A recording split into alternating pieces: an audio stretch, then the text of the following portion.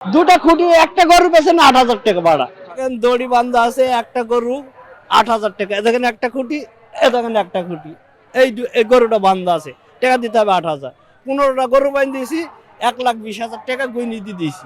গরু আমার এখনো বিক্রি হয়নি। বলছে ভাই একটু পরে নেন, বলছে শোধ করে দেন, আমি চলে যাবো। নাহলে কোথায় গরু বানবো? বাইরে ওখানে পড়ে যাবো পানিতে, নাহলে নদী ফেল দিতে হবে গরু। যতক্ষণ বিক্রি না হবে ততক্ষণ পর্যন্ত ওই ঈদ শেষ, ভাড়া শেষ। আমরা গরু নিয়ে আসি 22টা, বিক্রি হয়েছে 10টা।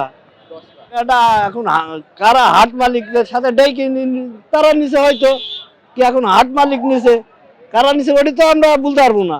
আমরা দূরে এনে আইছি, ভাই গরু বান্ধা জায়গা নিয়ে আসছে, কত গরু পিছিয়ে 8,000 জায়গা নিলে আরো বেশি, 9,000 7,000 জায়গা বুঝি।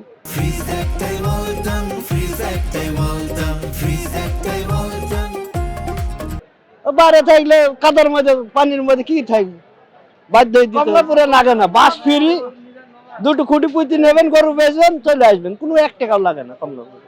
এখানে আমি এইবার নতুন আইছি, এখানে গরু পিছিয়ে 8,000 গরম হয়ে যাচ্ছে। 2,000 নিলেও তাও বাঁচা যায়, 8,000 টাকা 6,000-ই বেশি, যে তাও পানি টানি পড়বে না, হয়তো নিল 2,000। কমলাপুরে 1 টাকাও লাগে না।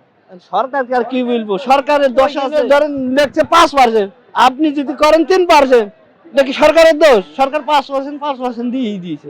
এখন আমরা তো আর এটি জানি না যে কত করে দিয়েছে, আমরা জানি না ঘোষণা হয়েছে, না কোনো খবর হয়েছে যে গরু বান্ধে এত টাকা, কোনো তো ঘোষণা। ধরেন টাকা যদি 10,000 চাই 10,000 দিতে হবে, নাহলে গরু নদী ফেল দিতে হবে, বান্ধব কোথায়?